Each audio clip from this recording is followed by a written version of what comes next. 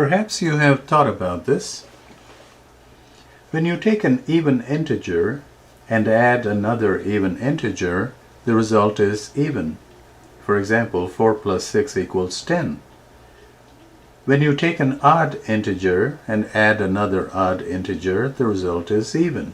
For example, 7 plus 5 equals 12.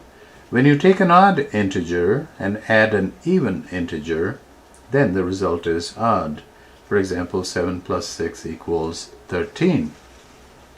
Now let's take a look at multiplication.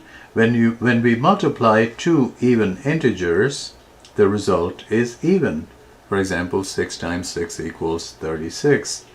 When we multiply two odd integers, the result is odd. For example, 7 times 5 equals 35. When we multiply an odd integer by an even integer, the result is even. For example, 7 times 2 equals 14. In the light of all that, let us consider this problem. If a and b are odd integers, are the below integers odd or even? A plus 1 in parentheses times b, a plus 1 in parentheses plus b, a plus 1 in parentheses minus b. Keep in mind that a and b are odd integers.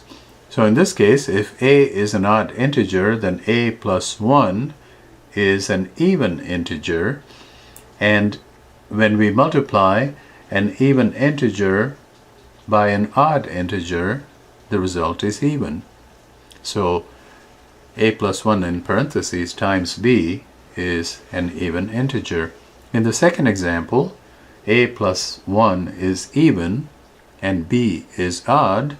So when you add an even integer and an odd integer, the result is an odd integer. In the third example, a plus 1 is even and b is odd. And when you subtract an odd integer from an even integer, the result is odd. So there we have it.